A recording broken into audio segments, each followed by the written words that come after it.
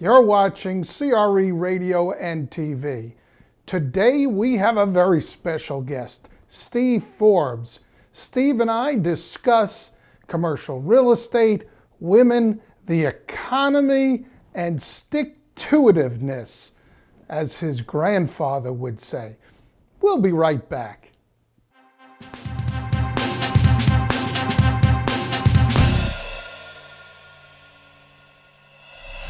The first question is, you will be speaking at the Crew Network's annual convention. You're one of the featured speakers. What is it that you'll be speaking about? Well, I'll be speaking about my views on the future of commercial real estate, but also about the economy and the global situation, where we're at, where we're going. In short, baseball season's coming to a close, and we're like a batter who's hitting about 230, 240, when we should be hitting about 350. And I'll discuss what are the things that are standing in the way, both in the United States and around the world. There's not one economy in the world. You can get varying degrees, but most economies are in trouble, and that's what I'll be discussing. The nice thing is the result of policy errors, and errors can be reversed. Unlike baseball, where you make an error, it is there recorded forever. In real life, you can correct things. How about if you can give me a little bit of a preview, particularly the portion relating to commercial real estate? Well, I think that the economy has been sluggish. It's the worst recoveries we know, and perhaps in American history, and certainly since the 1930s. And I think that even though we have high tech and can do things like this interview over the space, so to speak, that when the economy rebounds, as I think it will in the next 2 to 3 years, not only here, but eventually around the world, the appetite for commercial real estate will get even better. Well, good. You, as I had indicated, you'll be speaking at the Crew Network's convention, and Crew is commercial real estate women. Is there anything significant about speaking at a convention that is predominantly women? I'll feel at home. I have 5 daughters, and so my wife and I have been married for 43 years. Even the dog in the house was female. So this will not be terra incognita.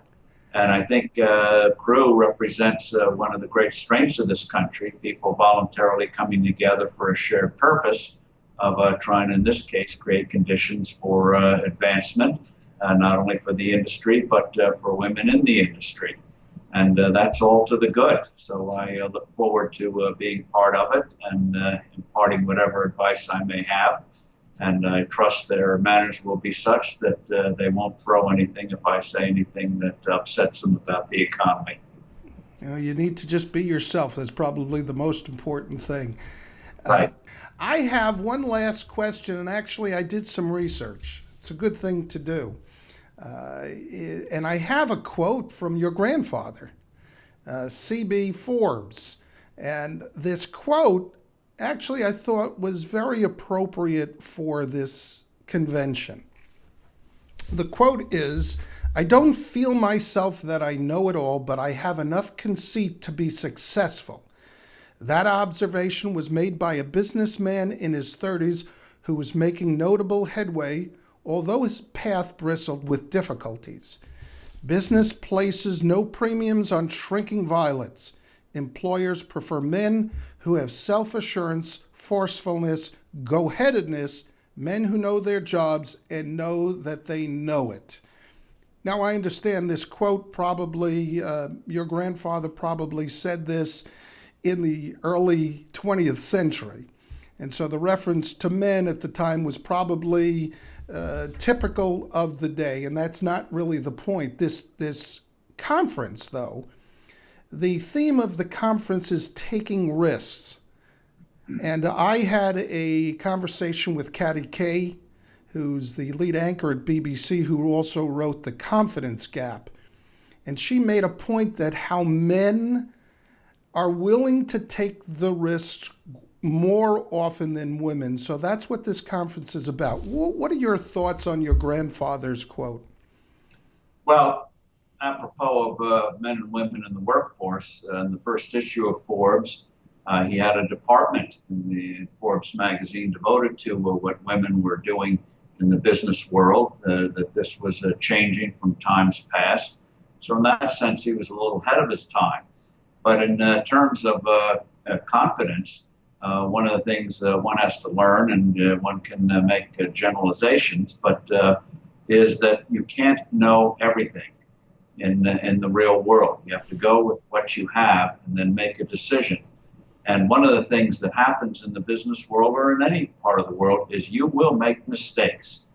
And there will be times when you're going to feel just absolutely awful and may even have a career setback from making a mistake. But if there's no way you can get enough knowledge to have a perfect record. And that's what is so anxious when you move forward, is that you have imperfect information. There is not always a playbook there, or painting by the numbers. You're going to have to take a real risk and realize that when you have real responsibilities, it can be a lonely world. And there's no way around it. But the key thing is, when you do get a setback, is picking yourself up, what my grandfather called stick-to-itiveness. And we saw that in the case of Steve Jobs, one of the most successful executives of all time. But he had failures, including being fired from his own company at a young age for having just an absolutely impossible personality. And he learned painfully through real searing experiences how to mold himself into an effective leader who could bring people that you need to bring together on a team to make things happen. But he was not born with it. And I think whether we're men or women, we can take, I think, inspiration from the fact that even the greatest have had to learn, and you learn through experience, learn through experimentation. There's no way around it. And you're going to have to make decisions time and time again where you don't have the perfect information and where you're just going to have to go with judgment as well as the data you have in hand. And the key thing, again, is realize a lot of people, they don't know any more than you. I remember the famous words of General Ulysses Grant, one of the greatest commanders in our history. In one of his early battles in the Civil War, and he was very fearful of what the other side would do. As the battle was raging, he realized the other general fears is just as fearful as Grant is. No one has it all.